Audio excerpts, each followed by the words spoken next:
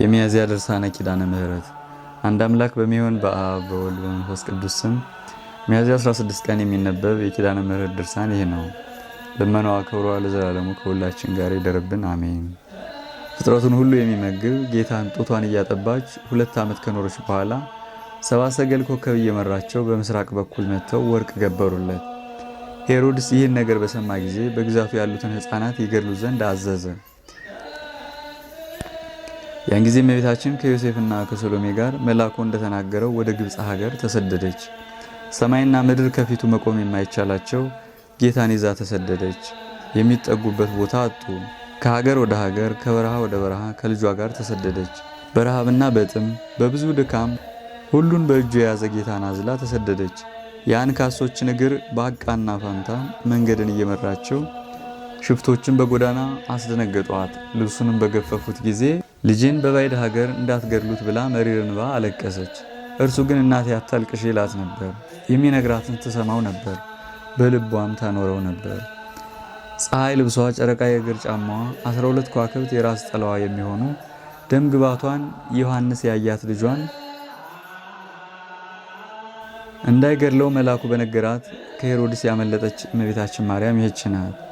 ሄሮድስ ከሞተ በኋላ ተመልሳ ወደ ሀገሯ ናዝሬት ገባች። ልጇም እናት አባትህን አክብር ተብሎ እንደተጻፈ አክብሮ እየታዘዛት አደገ። 30 ዓመት ሲሆነው በዮርዳኖስ ተጠመቀ። አብ ልጅነቱን መሰከረለት። መንፈስ ቅዱስ በርግብ አምሳል ወርዶ በራሱ ላይ ተቀመጠ። ከዚህ በኋላ 40 ቀን ጾመ።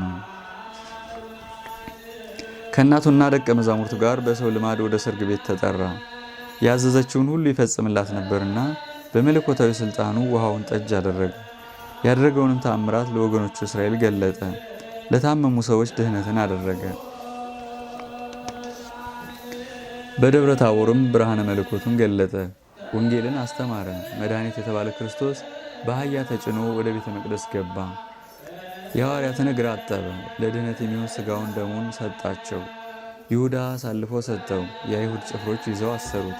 ጲላጦስም ገርፎ ለካህናቱ ሰጣቸው። በእርሱ ሞት እኛን ያድነን ዘንድ አይሁድ ያመጡበትን መከራ፣ ስድብ፣ ተግዳሮትን በመስቀል ላይ ተቀበለ።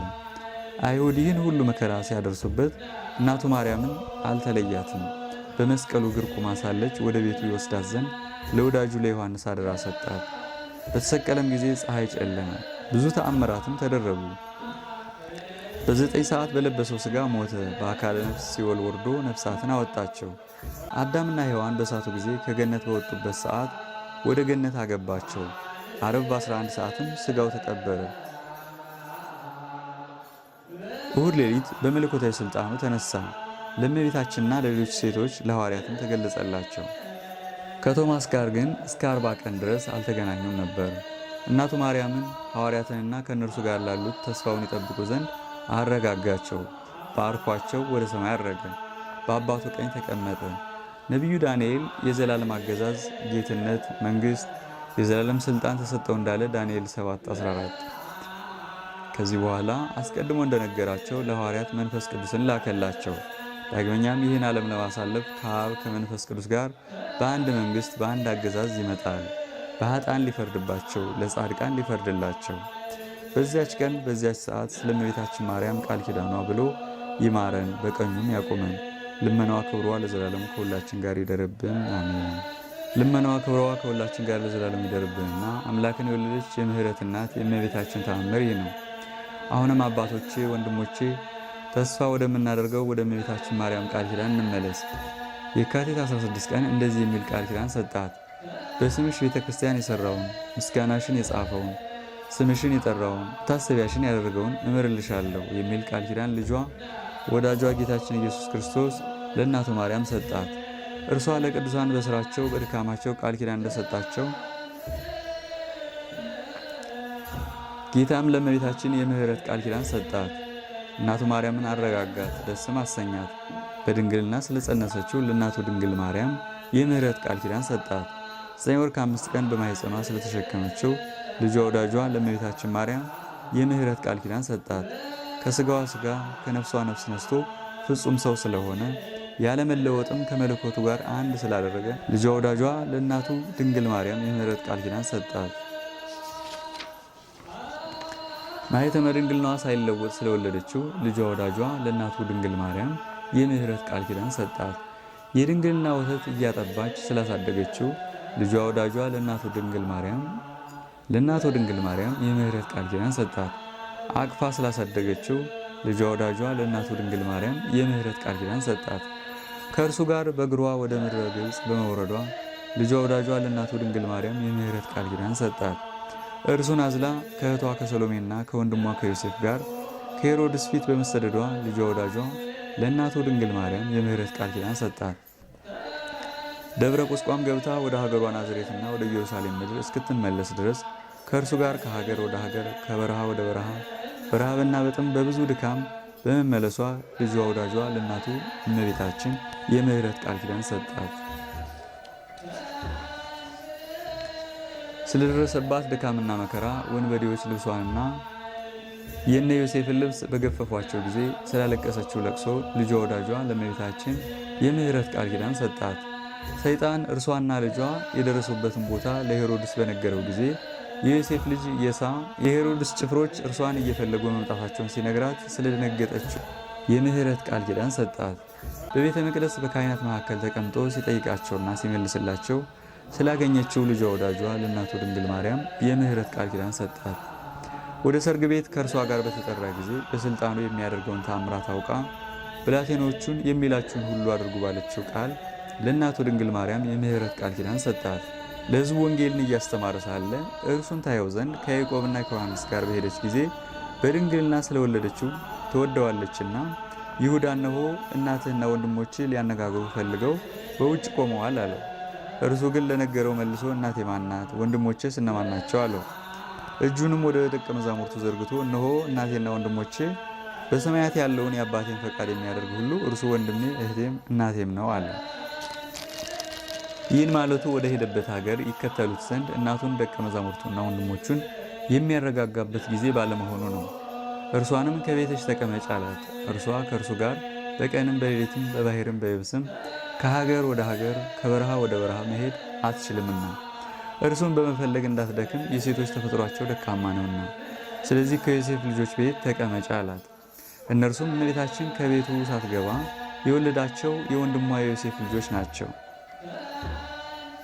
የብዙዎች እናት እመቤታችን ከዮሴፍ ቤት ስትገባ ሕፃናት ነበሩና አሳደገቻቸው፣ የወንድሟ ልጆች ናቸውና ስለዚህ የጌታ ወንድሞች ተባሉ። ልመናዋ ክብሯ የልጇም ቸርነት ለዘላለሙ ከሁላችን ጋር ይደርብን፣ አሜን። የሐሙስ ድርሳነ ኪዳነ ምሕረት። አንድ አምላክ በሚሆን በአብ በወልድ በመንፈስ ቅዱስ ስም በእግዚአብሔር አንድነት ሐሙስ ቀን የሚነበብ የኪዳነ ምሕረት ድርሳን ይህ ነው። ጌታችን ኢየሱስ ክርስቶስም እናቱ ማርያምን ለዓለም ሁሉ ሕይወት የሚሆን በጎ ልመናን ጠየቅሽን ብሎ መለሰላት። ይህን ፈቃድሽን ብዙ ሰው ሳይፈጠር ለአዳም ሔዋንን በሰጠነው ጊዜ አስቀድሞ አባቴ አስቦታል። ይህች ስም ሕይወት ናት እያለ ስሟን እንዲጠራ ትንቢትን በገለጽንለት ጊዜ አባቴ አስቀድሞ አስቦታል። ይህች ስም ስለ አንቺ የተነገረች ትንቢት እንጂ የእርሷ ስም አይደለችም። ሔዋን ግን አጥፊ ናት እንጂ ሕይወት አይደለችም፣ የጥፋትን ሥራ የጀመረች ናትና። ሕይወትስ ይቅርታን ለሁሉ የምትለምኝ እናቴ አንቺ ነሽ። ቃል ኪዳን ገባንላት፣ ከልጅ ልጅህ ተወልጄ አድንሃለሁ በማለትም አንቺን ቃል ኪዳን ትሁን ብለን ሰጠነው። ለአብርሃምም ስለ አንቺ ቃል ኪዳንን ሰጠነው። እግዚአብሔር ለአብርሃም እንዲህ አለው፣ በልጅ በይስሐቅ ዘር ይጠራልሃል። ለያዕቆብ በወርቅ መሰላል አምሳል ብገለጽለት እኔ በማኅፀንሽ አደሩ። ለሙሴ እሳትና ቅጠሉ ተዋህዶ በእንጨት አምሳል ብገለጽለት ቅጠሏ ሳይቃጠል ሳይጠወልግ እንደቀረ ባሕርየ መለኮቴ ሳያቃጥልሽ በማኅፀንሽ ተሸከምሽኝ። እናቴ ሆይ በኪሩቤል ሰረገላ የምቀመጥ የሰማይና ምድር ንጉሥ ስሆን በወለድሽኝ ጊዜ በበረት የተኛሁትን ትሕትናዬን አላየሽምን? ሰማይን በደመና የመጋረድ እኔ በጨርቅ ተጠቀለሉ። እናቴ ሆይ እኔ ቅድመ ዓለም የነበሩ ፍጥረቱን ሁሉ የምመግብ ስሆን ከጡቶችሽ ወተት ባጣሁ ጊዜ ሕፃን ሆኜ ሳለቅስ ትሕትናዬን አላየሽም? እናቴ ሆይ ስለ እኔ እንጀራ በለመንሻት ጊዜ ኮቲባ ከእጅሽ ነጥቃ እኔን በምድር ላይ ብትጥለኝ የታገሱትን መታገዝ አላየሽም? እናቴ ሆይ በክፎች አይሁድ እጅ ተይዤ በፍርድ አደባባይ መቆሜን አላየሽም? እናቴ ሆይ የፊቴን መጸፋት፣ የራሴን መመታት፣ የሰውነቴን መገረፍ መስቀል ተሸክሜ ከሊቶስጥራ እስከ ቀራንዮ ድረስ መመላለሴን አላየሽም? እናቴ ሆይ የእጄን የእግሬን መቸንከር፣ በራሴ ላይ የደፋሁትን አክሊለ ሦክ፣ የጎድኔን መወጋት አላየሽም? ከዚህ ሁሉ የሚበዛውን አልነገርኩሽም? እናቴ ሆይ ይህ ሁሉ የደረሰብኝ የኔንና ይህን ዓለም ለማዳን ውረድ ተወለድ ብሎ የላከኝ አባቴን ፈቃድ እፈጽም ዘንድ ሥጋሽን በመልበሴ ነው። አስቀድሞ በነቢዩ ኢሳይያስ አንደበት ስለ ሕዝብ ኃጢአት ልጄ ለሞት ደረሰ ብሎ ተናግሯልና። አሁንም እናቴ ሆይ ድካምሽና ድካሜ እኩል ነው። እኔ የዓለም መድኃኒት ነኝ፣ አንቺም የዓለም መድኃኒት ነሽና፣ አንቺ ምሕረትን የምትለምኝ ነሽ፣ እኔ ይቅር ባይ ነኝና። ልመናዋ ክብሯ ለዘላለሙ ከሁላችን ጋር ይደርብን፣ አሜን።